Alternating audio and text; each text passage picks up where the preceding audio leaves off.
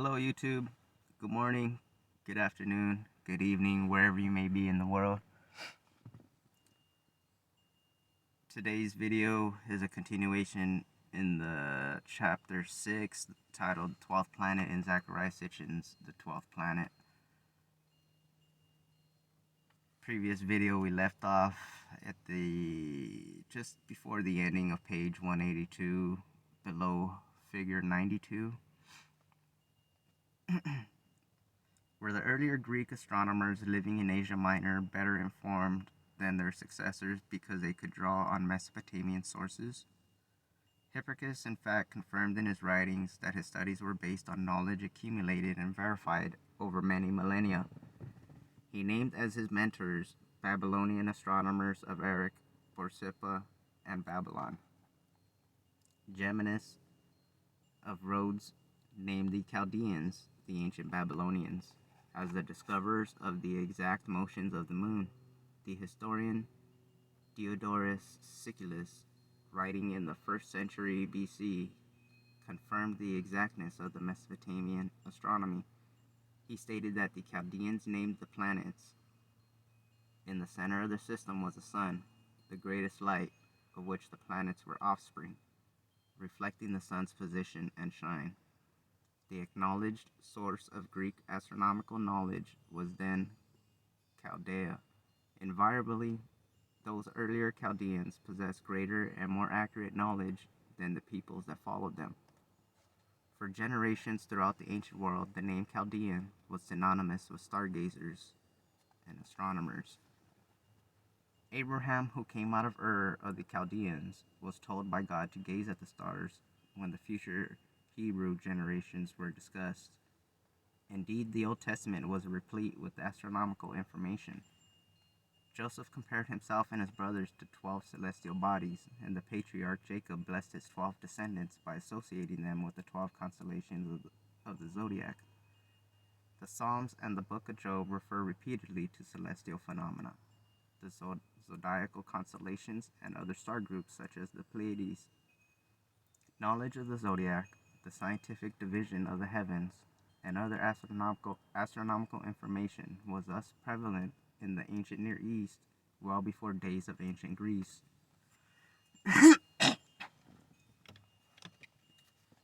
Excuse me, everyone.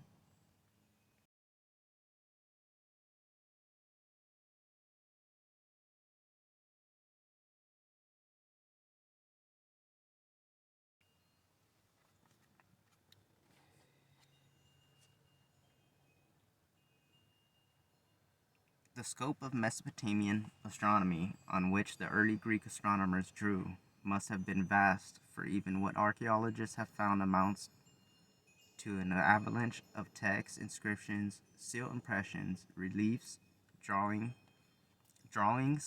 lists of celestial bodies, omens, calendars, tables of rising and setting times of the sun and the planets, and forecasts of eclipses.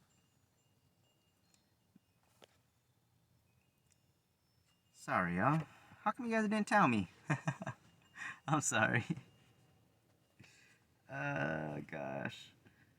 Many such later texts were, to be sure, more astrological than astronomical in nature. The heavens and the movements of the heavenly bodies appeared to be a prime preoccupation of mighty kings, temple priests, and the people of the land in general. The purpose of the stargazing seemed to be to find in the heavens an answer to the course of affairs on earth: war, peace, abundance, famine. Compiling and analyzing hundreds of texts from the 1st millennium BC, R.C. Thompson, in the reports of the magicians and the astrologers of Nineveh and Babylon, was able to show that these stargazers were concerned with the fortunes of the land, its people, and its ruler from a national point of view, and not with individual fortunes, as present-day horoscopic astrology is. When the moon in its calculated time is not seen, there will be an invasion of a mighty city. When a comet reaches the path of the sun, field flow will be diminished. An uproar will happen twice. When Jupiter goes with Venus, the prayers of the land will reach the heart of the gods. If the sun stands in the station of the moon, the king of the land will be secure on the throne. Even this astrology required comprehensive and accurate astronomical knowledge, without which no omens were possible. The Mesopotamians, possessing such knowledge, distinguished between the fixed stars and the planets that wandered about, and knew that the sun and the moon were neither fixed stars nor ordinary planets. They were familiar with comets, meteors, and other celestial phenomena, and could calculate the relationships between the movements of the sun, moon, and earth, and predict eclipses. They followed the motions of the celestial bodies and related them to Earth's orbit and rotation through the heliacal system, the system still in use today, which measures the rising and setting of stars and planets in Earth's skies relative to the sun. To keep track of the movements of the celestial bodies and their positions in the heavens relative to Earth and to one another, the Babylonians and Assyrians kept accurate ephemerides. These were tables, these were tables that listed and predicted the future positions of the celestial bodies. Professor George Sarton, in Chaldean astronomy of the last 3 centuries BC, found that they were computed by 2 methods, a later one used in Babylon and an older one from Uruk. His unexpected finding was that the older Uruk method was more sophisticated and more accurate than the later system.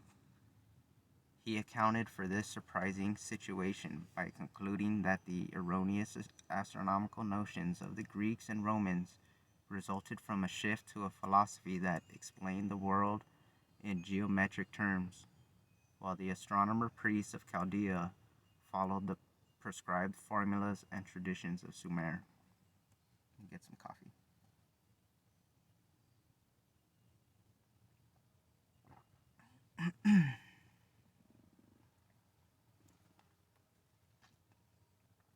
Sarton's conclusions have been reinforced by very comprehensive studies by Professor O. Neugebauer in astronomical cuneiform texts, who was astonished to find that the ephemerides, precise as they were not based on observations by the Babylonian astronomers who prepared them. Instead, they were calculated from some fixed arithmetical schemes which were given and were not to be interfered with by the astronomers who used them. Such automatic adherence to arithmetical schemes was achieved with the aid of procedure texts that accompanied the ephemerides, which gave the rulers for computing ephemerides step by step according to some strict mathematical theory. Neugebauer concluded that the Babylonian astronomers were ignorant of the theories on which the ephemerides and their mathematical calculations were based. He also admitted that the empirical and theoretical foundation of these accurate tables to a large extent escapes modern scholars as well. Yet he is convinced that ancient astronomical theories must have existed because it is impossible to devise computational schemes of high complication without a very elaborate plan. Professor Alfred Jeremias, in Handbuch der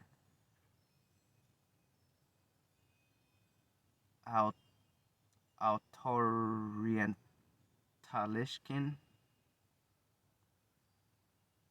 Geistkultur, concluded that the Mesopotamian astronomers were acquainted with the phenomenon of retrograde, the apparent erratic and snake-like course of the planets as seen from Earth.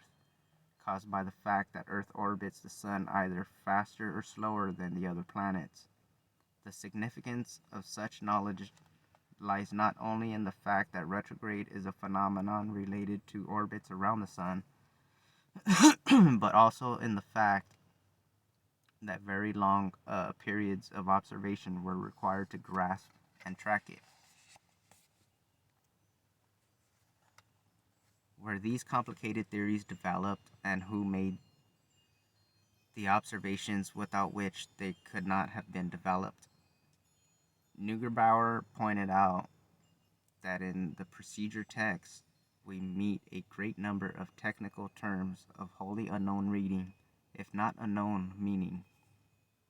Someone much earlier than the Babylonians possessed astronomical and mathematical knowledge far superior to that of later culture in Babylon, Assyria, Egypt, Greece, and Rome. The Babylonians and Assyrians devoted a substantial part of their astronomical efforts to keeping an accurate calendar. Like the Jewish calendar to this day, it was a solar-lunar calendar, correlating intercalating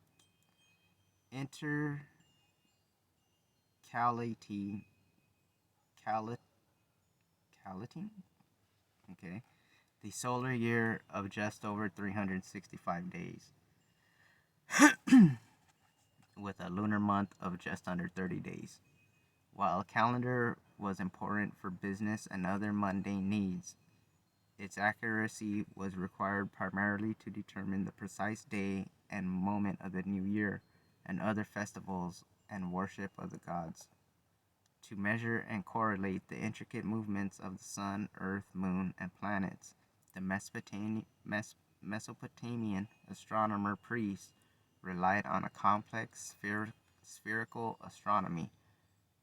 Earth was taken to be a sphere with an equator and poles. The heavens, too, were divided by imaginary equatorial and polar lines. The passage of celestial bodies was related to the ecliptic, the projection of the plane of Earth's orbit around the sun upon the celestial sphere. The equinoxes, the points, and the times at which the sun, in its apparent annual movement north and south, crosses the celestial equator, and the solstices, the time when the sun, during its apparent annual movement along the ecliptic, is at its greatest declination, north or south. All these are astronomical concepts used to this very day. But the Babylonians and Assyrians did not invent the calendar or the ingenious methods for its calculation. Their calendars, as well as our own, originated in Sumer.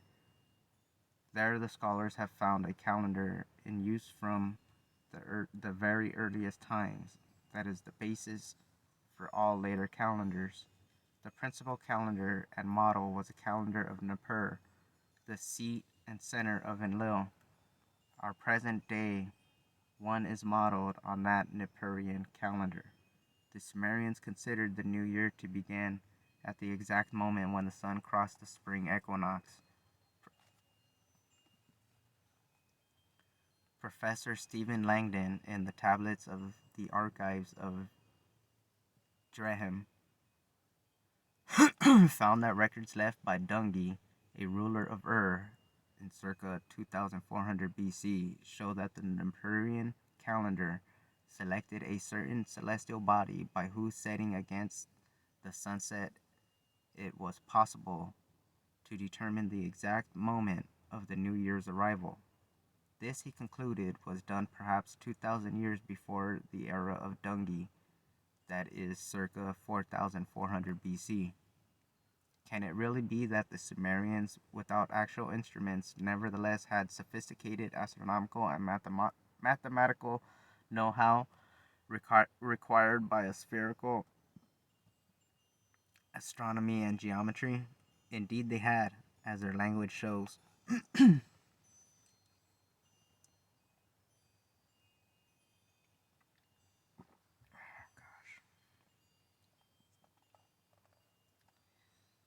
They had a term, dub, that meant in astronomy the 360-degree circumference of the world, in relation to which they spoke of the curvature or arc of the heavens. For their astronomical and mathematical calculations, they drew the An-Ur, an imagined heavenly horizon against which they could measure the rising and setting of celestial bodies. Perpendicular to this horizon, they extended an imagined vertical line, the Nubusarda. With its aid, they obtained the zenith point and called it the Anpa. They traced the lines we call meridians and called them graded yokes. Latitude lines were called middle lines of heaven. The latitude line marking the Sumer solstice, for example, was called Anbil, fiery point of the heavens. The Akkadian, Hurrian, Hittite, and other literary masterpieces of the ancient Near East, being translations of versions of Sumerian originals, were replete with Sumerian loanwords pertaining to celestial bodies and phenomena. Babylonian and Assyrian scholars who drew up star lists or wrote down calculations of planetary movements often noted the Sumerian originals on the tablets that they were copying or translating. The 25,000 texts devoted to astronomy and astrology said to have been included in the Nineveh library of Ashurbanipal frequently bore acknowledgments of Sumerian origins. A major astronomical series that the Babylonians called the Day of the Lord was declared by its scribes to have been copied from a Sumerian tablet written in the time of Sargon of Akkad. In the 3rd millennium BC, a tablet dated to the 3rd dynasty of Ur, also in the 3rd millennium BC, describes and lists a series of celestial bodies so clearly that modern scholars had little difficulty in recognizing the text as a classification of constellations, among them Ursa Major, Draco, Lyra, Cygnus, and Cephus, and Triangulum in the northern skies, Orion, Canis Major, Hydra, Corvus, and Centaurus in the southern skies, and the familiar zodiacal constellations in the central celestial band. In ancient Mesopotamia, the secrets of celestial knowledge were guarded, studied, and transmitted by astronomer priests. It was thus perhaps fitting that 3 scholars who are credited with giving back to us this lost Chaldean science were Jesuit priests, Joseph Epping, Johann Straussmann, and Franz X. Kugler. Kugler in a masterwork, Sternkund und Sterndienst in Babel, analyzed, deciphered, sorted out, and explained a vast number of texts and lists. In one instance, by mathematically turning the skies backwards, he was able to show that a list of 33 celestial bodies in the Babylonian skies of 1800 BC was neatly arranged according to present-day groupings.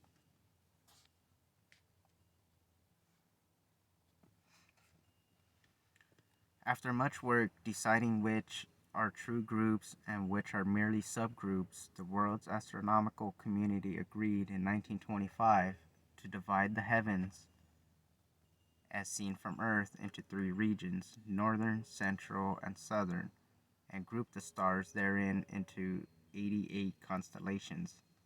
As it turned out, there was nothing new in this arrangement, for the Sumerians were the first to divide the heavens into 3 bands or ways. The northern way was named after Enlil, the southern after Ea, and the central band was the way of Anu, and to assign to them various constellations. The present-day central band, the band of the 12 constellations of the zodiac, corresponds exactly to the way of Anu, in which the Sumerians grouped the stars into 12 houses. In antiquity, as today, the phenomenon was related to the concept of the zodiac. The great circle of Earth around the sun was divided into 12 equal parts of 30 degrees each.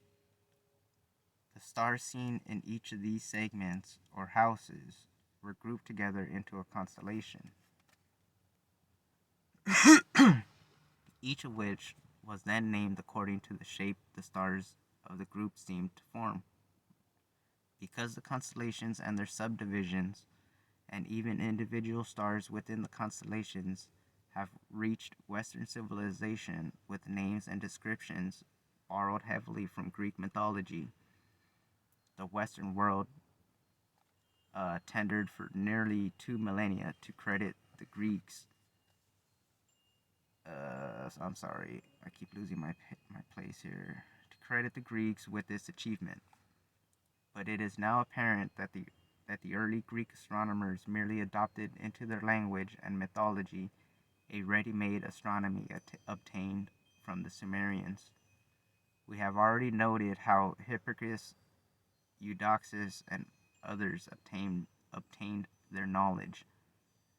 Even Thales, the earliest Greek astronomer of consequence, who is said to have predicted the total solar eclipse of May 28th, 585 BC, which stopped the war between the Lydians and the Medians, allowed that the sources of his knowledge were of pre-Semitic Mesopotamian origins, namely Sumerian.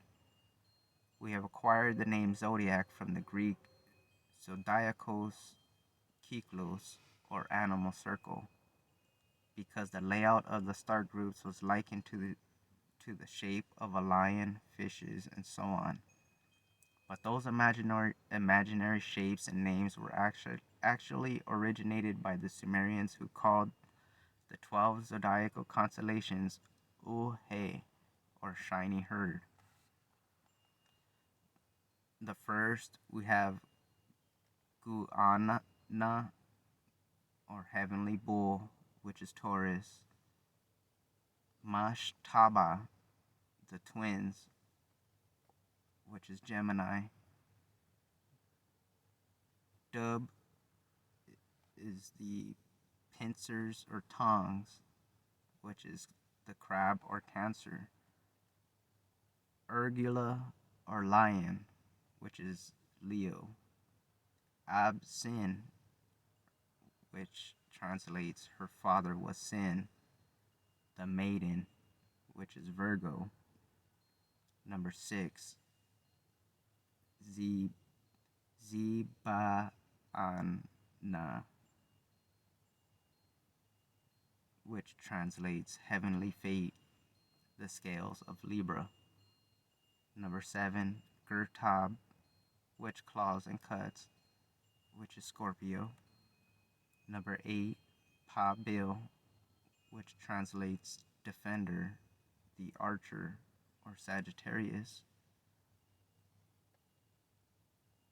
Suhur Mash, or goatfish, which is number 9, which is Capricorn. Number 10, Gu, Lord of the Waters, the water bearer, Aquarius. Number 11, Simma, or fishes, which is Pisces. And the last one, number 12, Kumal, the field dweller, the ram, or Aries. The pictorial representations or signs of the zodiac, like their names, have remained virtually intact since their introduction in Sumer in figure 93, that's just below us, which are just pretty much self-explanatory, y'all.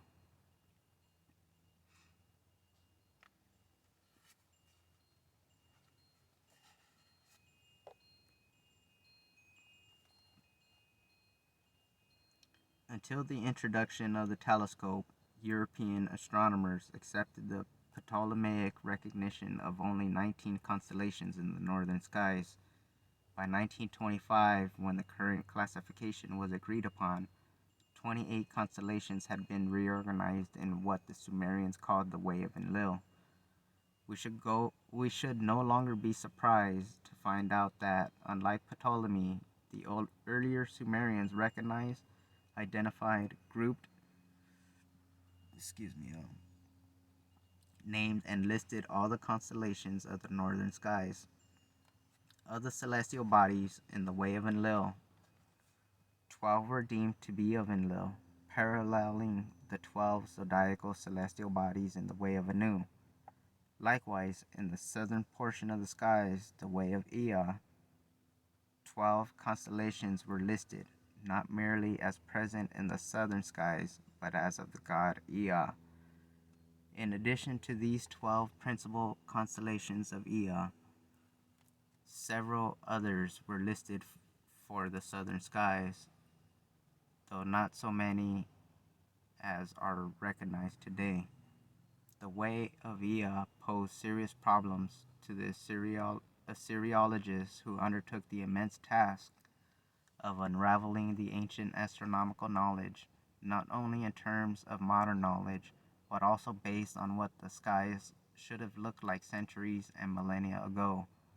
Observing the southern skies of Ur or Babylon, the Mesopotamian astronomers could see only a little more than halfway into the southern skies. The rest was already below the horizon, yet if correctly identified, some of the constellations of the Way of Ea lay well beyond the horizon. But there was an even greater problem.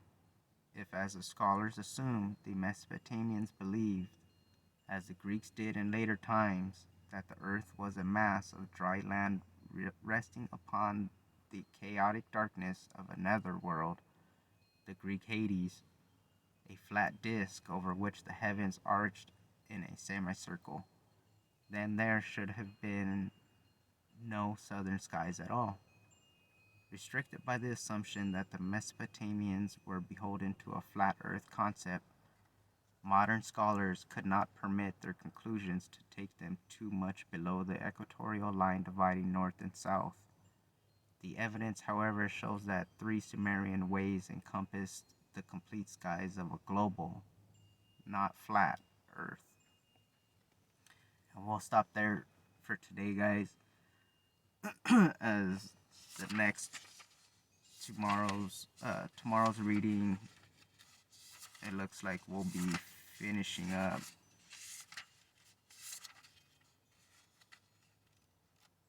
tomorrow we'll finish up chapter 6, the 12th planet in Zecharia Sitchin's the 12th planet. Well, I hope everyone liked the reading so far. It's been pretty interesting for me, just to hear a different account.